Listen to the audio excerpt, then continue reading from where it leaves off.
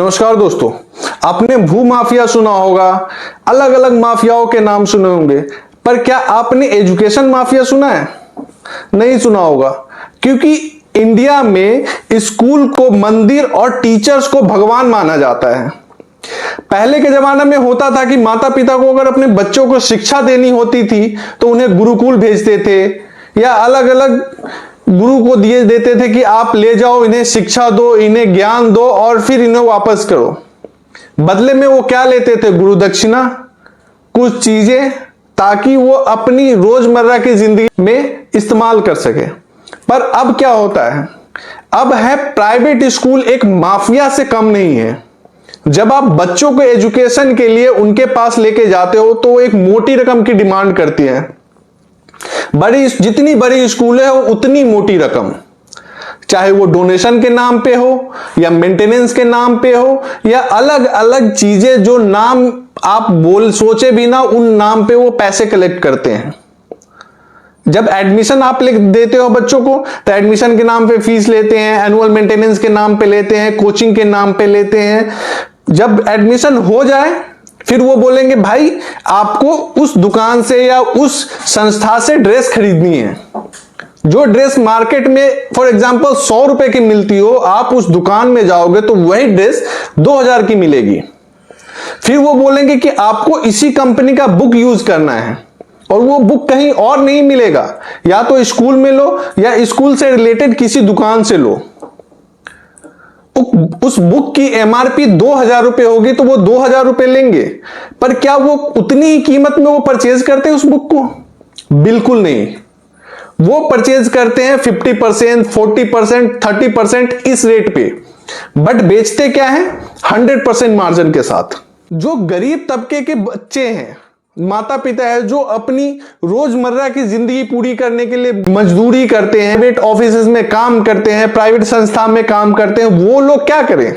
सरकार इतनी सुविधाएं नहीं देती कि अच्छी एजुकेशन सरकारी स्कूल में हो। लोग आते हैं कि प्राइवेट स्कूल में जाएंगे ताकि बच्चों को अच्छी एजुकेशन मिले, अच्छा बिहेवियर मिले, अच्छी सुविधाएं मिले। पर होता क्या है यहां पे शिक्षा बेची जाती है एक अच्छे कीमत पे। जितनी बड़ी स्कूल में जाओगे उतने ही ज्यादा शिक्षा पे। एक मैं देख रहा था, एक बच्चे का मतलब एडमिशन फॉर्म देख रहा था, उसमें आप सोचोगे कितना एनुअल मेंटेनेंस चार्ज करती है वो स्कूल? 3.5 लाख रुपए एक साल के, एक क्वार्टर की फीस 90,000 रुपए, ट्यूशन फी उसमें 70,000। यार अगर 8 लाख 9 लाख रुपए अगर क्लास 1 के बच्चे को पढ़ाने के लिए अगर आपको 8 लाख रुपए लगे, तो कहां से नॉर्मल फैमिली, नॉर्मल इंसान जिसकी तनख्वाह 10,000, 12,000 या 20,000 है, वो कहां से देगा वो 8 लाख रुपए? या तो वो सरकारी स्कूल में जाए या तो कुछ ऐसा करे जिससे पैसों की बारिश हो। ये टीचर्स, ये मैनेजमेंट बिल्कुल भी नहीं सोचती कि हाँ हम शिक्षा दे रहे हैं, हमें पढ़ाना है बच्चों को। ये देखते हैं कि पैसे कैसे उनसे, मतलब खून बोलते हैं ना कि खून एक एक बूंद निचोड़ ली जाए, वैसे निचोड़ते हैं वो। यार एनुअल मेंटेनेंस के नाम पे अगर आप 3.5 लाख रुपए लेते हो, स्कूल बहुत बड़ी स्कूल है, नाम नहीं लूंगा स्कूल का, ऐसे कई सारे स्कूल हैं जो annual maintenance, tuition fee, transportation, अलग अलग प्ले, क्या क्या नाम, मतलब मैं तो हैरान हो गया था देख के। जो बुक आप बाहर से 1000 रुपए में ले सकते हो, वही बुक स्कूल आपको 10,000 में बेचती है। कह के कि भाई अगर आपको पढ़नी है तो यही बुक पढ़नी होगी, नहीं पढ़नी है तो मत पढ़ो, वही जाओ सरकारी स्कूल में पढ़ो। मैं ये नहीं बोल रहा हूं कि सरकारी स्कूल में व्यवस्था ठीक नहीं है, बट कुछ सरकारी स्कूलें इन्हीं मनी माफिया, एजुकेशन माफिया के अंदर में काम करती है। अब तो मुझे तो बस इतना ही समझ में आया कि अगर बच्चों को अच्छी शिक्षा देनी है या प्राइवेट स्कूल में अगर पढ़ानी है तो आपके पास लाखों होने चाहिए। भले ही ट्यूशन फी स्कूल में पढ़ाने के लगते हो 1000 रुपए, बट अगर प्राइवेट स्कूल में अगर आप जाते हो तो वहीं पे आपको लाखों चुकाने होंगे। आपके पास पैसे नहीं है तो आप बिल्कुल मत सोचो कि बच्चों को मैं अच्छे स्कूल में अच्छी शिक्षा दूं। किसी नॉर्मल प्राइवेट स्कूल में अगर जाते हो, वहां भी ऐसी फीस सिस्टम है, ऐसा स्ट्रक्चर है, कह नहीं सकते।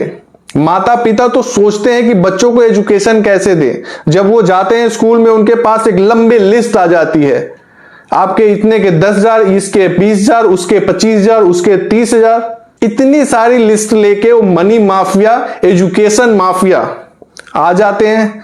आपको पढ़ानी है तो पढ़ाओ, नहीं पढ़ानी है तो मत पढ़ाओ। क्या करें ये माता पिता? कई सारे सवाल हैं इन एजुकेशन माफिया पे। मैं पूछना चाहता हूं तमाम माता पिता से, आपका क्या कहना है, आपके क्या एक्सपीरियंस है? कमेंट करके जरूर बताइएगा, ताकि उन एजुकेशन माफिया तक ये पहुंच सके कि आप लोग जो कर रहे हो बिल्कुल गलत कर रहे हो। एजुकेशन का मतलब ये नहीं होता है कि खून चूस लेना। एजुकेशन का मतलब होता है अच्छी शिक्षा देना, जो वाजिब है वो लो। इतना भी मत लो कि वो खून के आंसू रोए और आप लोग हा हा हा हंसते रहो। इन्हीं सवाल के साथ मैं रणधीर मिश्रा आपसे विदा लेता हूं। धन्यवाद।